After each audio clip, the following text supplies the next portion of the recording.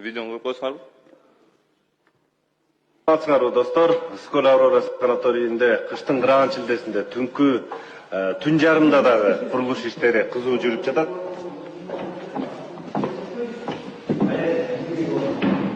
Мынакей санаторийда кардарларыбыз, эс алуучуларыбыз тамактануучу жай. Биякта курулуш иштери бүтүп калды. Кудай буюрса, аз убакытта ишке беребиз. Эс алуучуларыбыздын 3 маал даамдуу тамак менен камсыз кыла турчу жайыбыз. Бул биздин тамак дайындоочу жайыбыз баардык талаптарга жооп берет. Таракан кууп тарткан эл өкүлү Эрулан Көкүловдун тарткан бөлмөсү бул башка жерде жайгашкан. Аяктындагы иш кагаздары бүттү. Жакын арада курулуш иштери башталат. Алмаз Акынжанович, эмне да мамлекеттик кызматкер? Авроранын юрист экен. Бул жерде деген эл өкүлү элдин кайрылуусу менен барып, ордунан болуп көргөн нерселерди тартып, көрсөтүп берип атса дагы, туруп могу мамлекеттик кызматкер калп айтып. Коридорду көрсөтүп атат.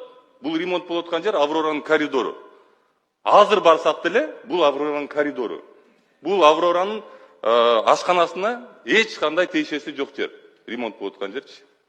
Аны круглосуточно кылабы, кандай кылат, аны өзү чечип алсын. Экинчиден, жанакы ашкана деп көрсөтүп атпайбы? Ошол жер ал ашкана эмес.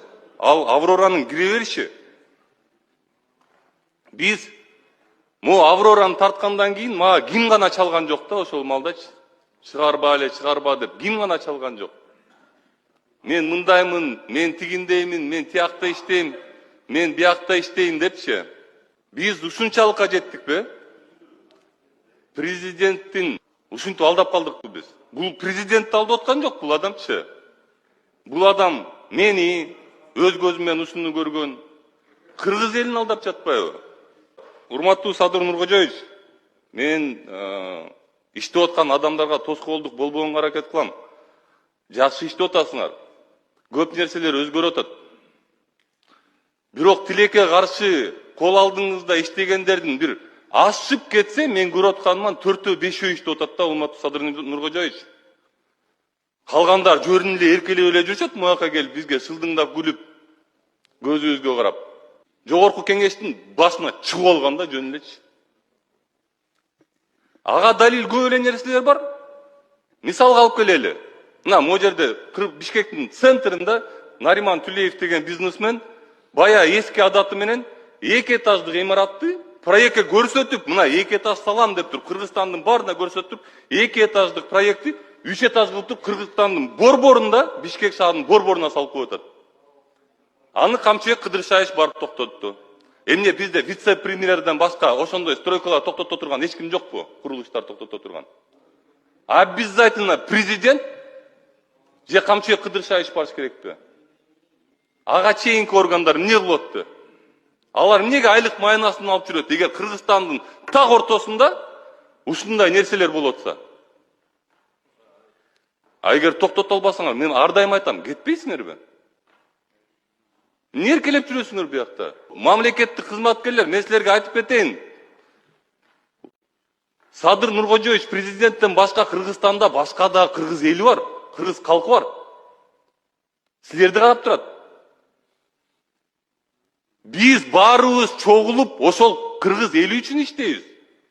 Мени антип шылдыңдабагыла силер. Таракан кууп жүргөн, анан бир нерсени сүйлөп атсам жылмайып отуруп, мага кереги жок. Уялбайм мен. Мен эмнеге уялышым керек силер кылбай аткан жумушуңарга? Мен жумушумду конкретно кылып жүрөм. Ошол себептен силер менен чырылдашып, урушуп, силердин шылдыңыңарды угуп жүрөм да. Алмаз Акынжанович, журналисттер боюнча. Могу Кыргызстанда журналисттер калган жок. Мен коллегаңармын силердин, журналисттер эски. Мурун журналист болгом мен. Журналистиканын мыйзамын мен силерден жакшы окуган үчүн ушул деңгээлге жеткен. Мисахар долбоордо ошол деңгээлге жеткен. Мен ошондой эле айткам, ошончу. Силер журналист болуп эле, булар мени жамандап жазат да. Могу жерден трибунадан жакшынакай эле сөз сүйлөйм. Барсам эле бир кесип туруп жамандап чыгарып коюшат. Эмне себептен экен десем, Улан мырза, сүйлөп бүтүп алайынчы, рахмат. Эмне себептен экен десем, көрсө булар бизнес кылат экен. Карасам менин коллегаларым жашынакай чыгарат, мени эле кесип эле чыгара берет. Эмне себептен десем, көрсө булар акча алат экен. Булардын контрагы бар экен, 1 айлык, жарым жылдык, 1 жылдык. Анан ошону төлөп берет экен, анан мен жөнүндө жакшы видеолорду чыгарат экен да. Эмнеге журналист силердин? Кайсы арыңардан силер биз мындайбыз, биз тигиндейбиз, биз укмушпуз деп жүрөсүңөр. Бир нерсе десе эле свобода слова, анан кийин сүйлөтпөй атат бизди, минтип атат, тигинтип атат. Сүйлөтпөйт да мыйзамды бузуп атсаңар. Мына Нисахар долбоорун алып барган, бир жолу соттолгон жок эмне? Анткени мен мыйзам сактачымын. Нисахар долбоору убагында менмин деген Кыргызстандын долбоору болгон. Бир жолу соттолгон жокмун. Бир жолу барып, бир суракка барып отуруп, неметип көргөн жокмун. Анткени мыйзам сакталган Нисахар долбоорундачы. А силер монтип акча алып туруп, бирөөнү мактап, бирөөнү жамандап жүрсөңөр, соттолосуңар албетте. Тилиңер кыскарат. Анткени акча ошондой нерсе, акча ар дайым тилиңерди кыскартат айтып коеюн. Могул видеону азыркы мен көргөзгөн Алмаз Акунжанович Алка медиа тармактык басылмасы чыгаптыр. 1 миллион подписчиги бар экен. 24 kg новости Кыргызстана чыгаптыр. 633 000 подписчиги бар экен. Инфограм 312 новости Кыргызстана 345 катталуучусу бар экен. Медиа 24 kg 78 200 катталуучусу бар экен. Кактус медиа урматтуулар 884 000 катталуучусу менен чыгарып атат. Акыркы кабарлар Санжар Калматай 2 миллион 220 000 катталуучусу менен чыгарып атат. Элди алдап. Айланайындар, журналистикада жазылган эки тараптуу деп. Бирөөңөр чалып сураган жоксуңар го менден, эмне себептен мындай болду деп. Силерге кайсы мыйзам андай уруксат берди эле? Силер өзүңөр журналистмин деп турган, журналистика боюнча мыйзамды бузуп атсаңар.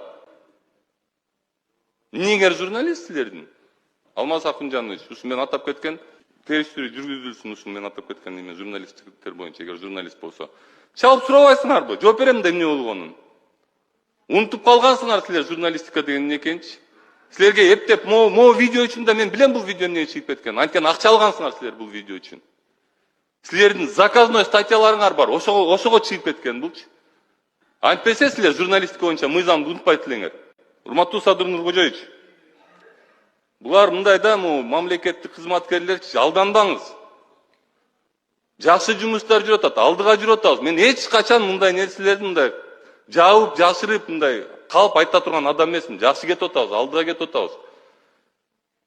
Бирок кичине мындай тарбиялаш керек болуп атат мамлекеттик кызматкерлердичи. Мектептерди тез салдырып атасыңар, жолдорду тез салдырып атасыңар. Эч ким көзөмөлдөй атат.